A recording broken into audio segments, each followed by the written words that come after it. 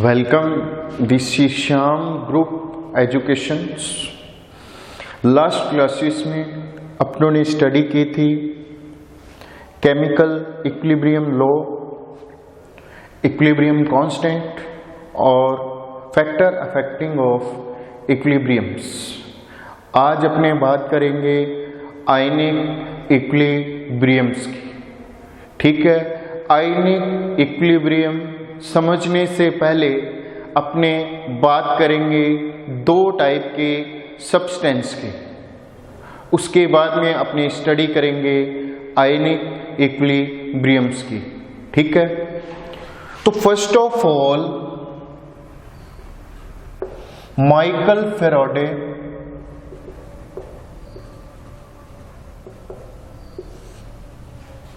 एक प्रैक्टिकल करके देखा माइकल फैराडे ने। उन्होंने क्या है, ग्लूकोज लिया, शुगर ली और यूरिया ली। ठीक है, और उनको वाटर में डिसॉल्व किया। तो इसलिए मैं आगे लिख देता हूं एक्वस, इधर की तरफ आ जाएगा एक्वस और इधर की तरफ क्या आ जाएगा एक्वस। ठीक है, और इनका जो एक्वस सॉल्यूशंस है इसमें इलेक्ट्रिक कंडक्ट करने की कोशिश की। क्या करने की ट्राई की इसमें? Electric conduct.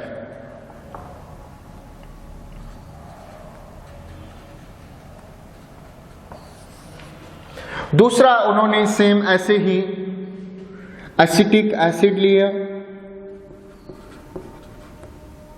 और NaCl लिया, उनके एक्वस सॉल्यूशंस को लिया और उनमें भी इलेक्ट्रिक कंडक्ट करने की कोशिश की।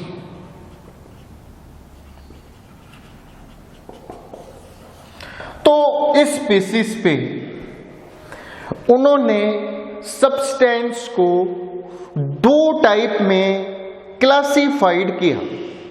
एक तो बेटा वो सब्सटेंस से जो इलेक्ट्रिकल कंडक्टिविटी शो कर रहे थे, दूसरे वो सब्सटेंस थे जो इलेक्ट्रिकल कंडक्टिविटी शो नहीं कर रहे थे। आगे क्या बात समझ में? तो ये स्टडी करने के बाद माइकल फैराडे ने सब्सटेंस को टू टाइप्स में क्लासिफाइड किया। ठीक है, कौन कौन से टाइप थे वो? फर्स्ट टाइप है इलेक्ट्रोलाइट्स,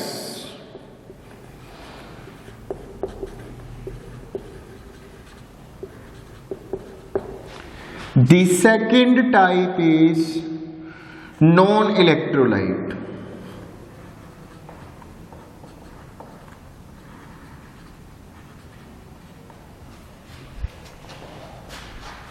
देखो भी, इलेक्ट्रोलाइट क्या होगा, किसे कहेंगे electrolyte? The substance which conduct electricity in there molten state और एक्वस सॉल्यूशंस, जो इलेक्ट्रिकल कंडक्टिविटी शो करते हैं अपनी मोल्टन स्टेट में, और साथ में क्या, in the form of aqueous solution. This substance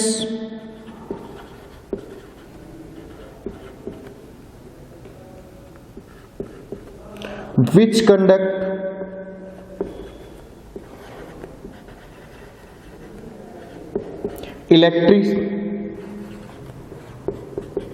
electricity in their molten state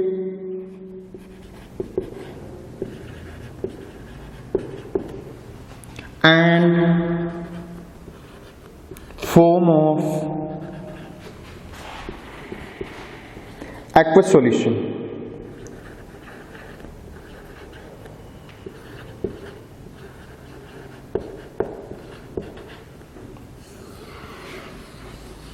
देखो क्या हो जाएगा, वे सब्सटेंस जो क्या करते हैं, conduct electricity conduct electricity in their molten state or form of aqueous solutions।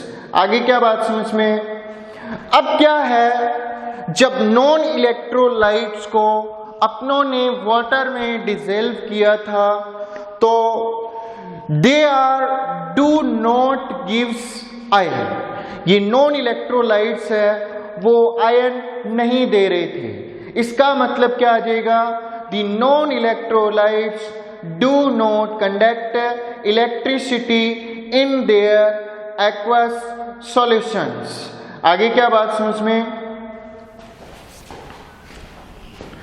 These substance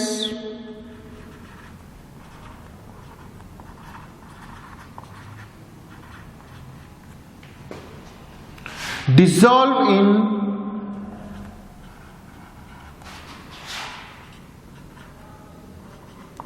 water, do not give iron।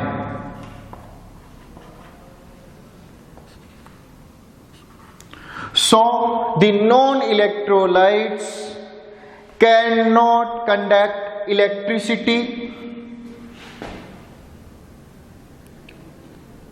so these are cannot conduct electricity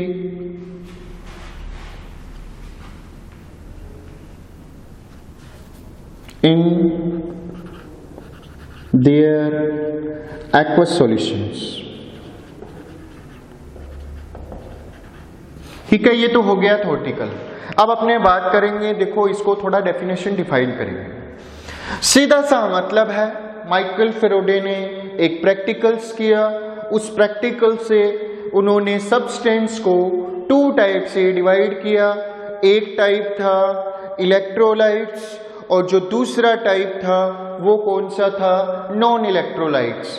कहने का मतलब है जो इलेक्ट्रिकल कंडक्टिविटी प्रेजेंट करता है, जो इलेक्ट्रिकल कंडक्टिविटी शो करता है, वो क्या हो जाएगा?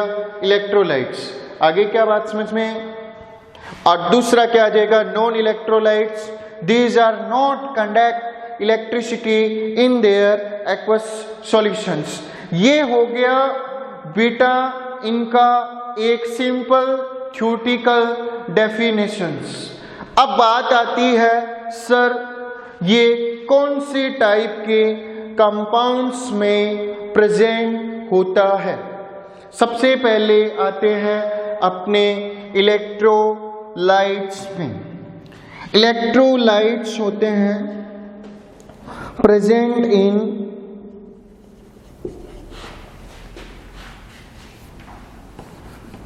these substance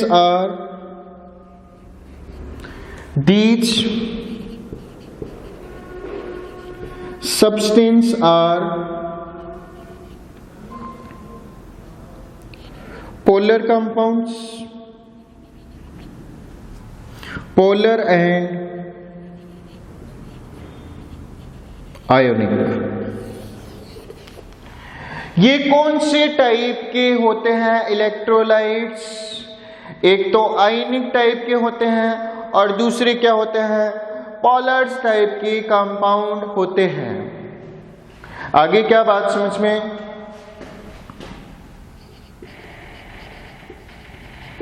अब बात करें अपने नॉन इलेक्ट्रोलाइट्स कौन से होते हैं? दीज आर, एग्जाम्पल की बात करें अपनी, non polar and organic compounds.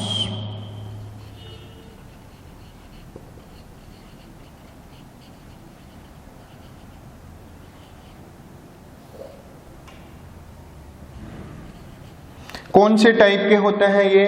Non polar और ऑर्गेनिक कंपाउंड। तो ठीक है, एग्जाम्पल मतलब पोलर, नॉन पोलर, आयनिक, ऑर्गेनिक। सिंपल सा डेफिनेशंस है, कुछ भी समझने वाली बात नहीं है।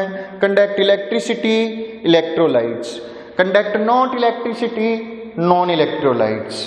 Ionic compounds, electrolytes, organic compounds, non electrolytes. आगे क्या बात समझ में, इधर कौन सा आ जाएगा, polar compounds, electrolytes, non polar compounds, non electrolytes. Simple सी है। अब क्या है, माइकल फेराडे ने अपना प्रैक्टिकल कंटिन्यूस रखा। उन्होंने इन क्लासिफाइड को करने के बाद कुछ और डीपली स्टडी की। उन्होंने इलेक्ट्रोलाइट्स को थोड़ा सा और स्टडी किया। उन्होंने फिर इलेक्ट्रोलाइट्स को कंप्लीटली आयोनाइज तथा लेस आयोनाइज के बेसिस पे इलेक्ट्रोलाइट्स को 2 टाइप से डिवाइड किया। किसने किया बेटा, माइकल फेराडे अंकल ने। ठीक है, तो फिर माइकल फेराडे अंकल ने इलेक्ट्रोलाइट्स को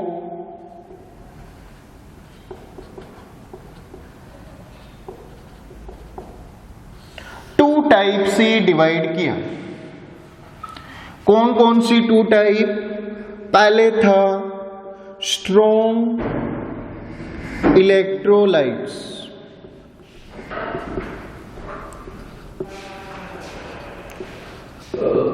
और जो दूसरा क्लासिफिकेशन है वो कौन सा किया, वीक इलेक्ट्रोलाइट्स।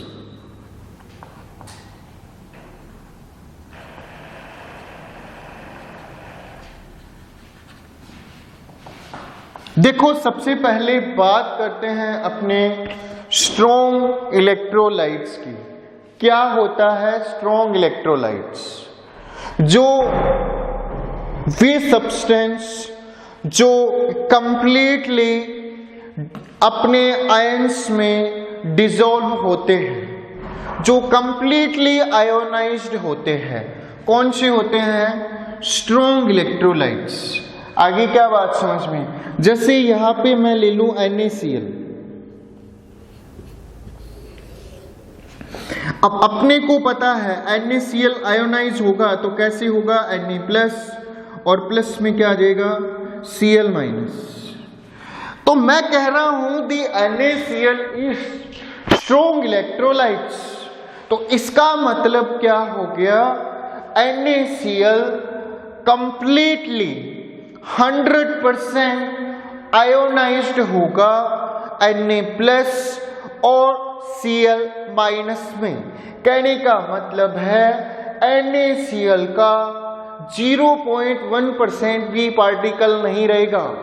100% पार्टिकल NaCl के किसमें कंप्लीट आयोनाइज हो जाएंगे, Na+ और Cl- में। मेरी बात समझ में आ रही है क्या, मतलब NaCl कुछ भी नहीं बचेगा, मामूली सा भी नहीं बचेगा इसका पार्टिकल। सारे के सारे पार्टिकल 100% कंप्लीटली किसमें आयोनाइज्ड हो जाएंगे, Na+ और किसमें, Cl- में। इसी के बेसिस पे अगर अपने देखें वीक इलेक्ट्रोलाइट्स, तो वीक इलेक्ट्रोलाइट्स क्या हो जाएंगे, कंप्लीटली आयोनाइज्ड नहीं होंगे। आगे क्या बात समझ में, जैसे मैं यहां पे लू CH3COOH, यहां पे इक्विलिब्रियम में होता है, मैं रीजन बताऊंगा तुम्हें। इधर की तरफ क्या आ जाएगा, CH3COO- और प्लस में क्या आ जाएगा, H+। अगर एसिटिक एसिड की बात करूं तो ये ओनली 5% ही आयोनाइज्ड होता है।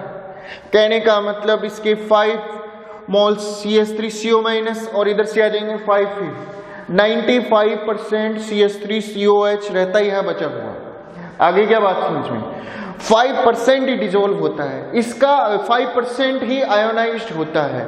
इसका मतलब क्या हो जाएगा, the CH3COOH is या acetic acid is weak electrolytes। मेरी बात समझ में आ गई क्या, the Michael Faraday electrolytes classified into 2 types, first is strong electrolytes and second is weak electrolytes। ठीक है, अब इसको अपने करते हैं थ्योरेटिकल डिफाइंड। आगे क्या बात समझ में?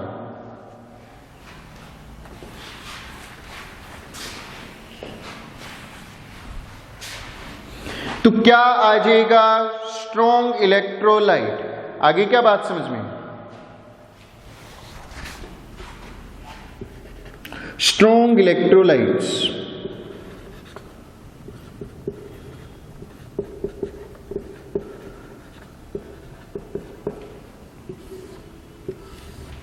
The substance which undergoes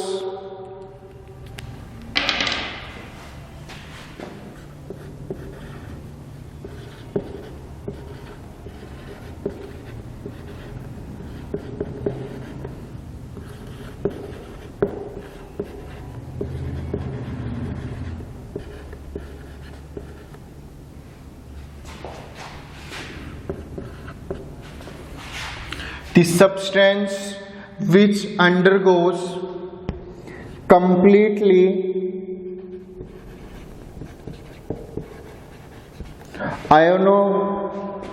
ionized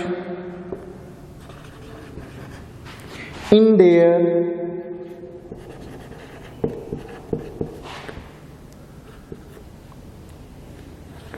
aqueous solution.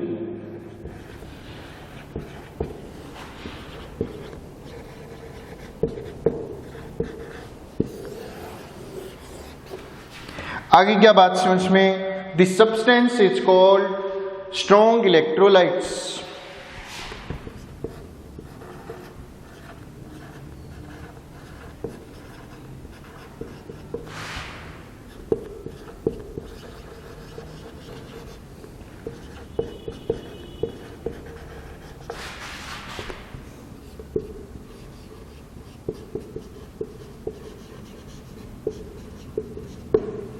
अब अपने आते हैं नेक्स्ट टाइप पे।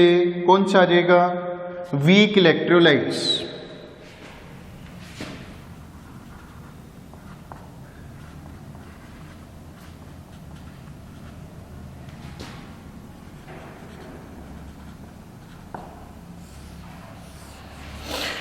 तो क्या हो जाएगा?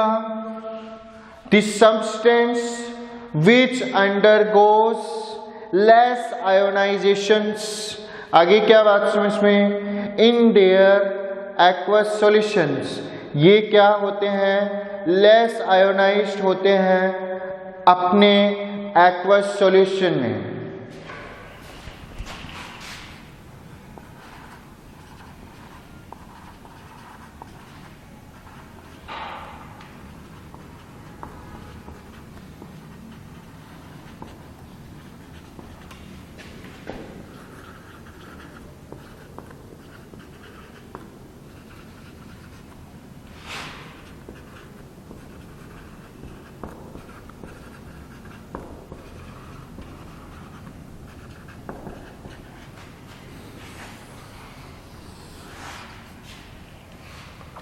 क्या होते हैं? इन देयर एक्वस सॉल्यूशंस। आगे क्या? This substance is called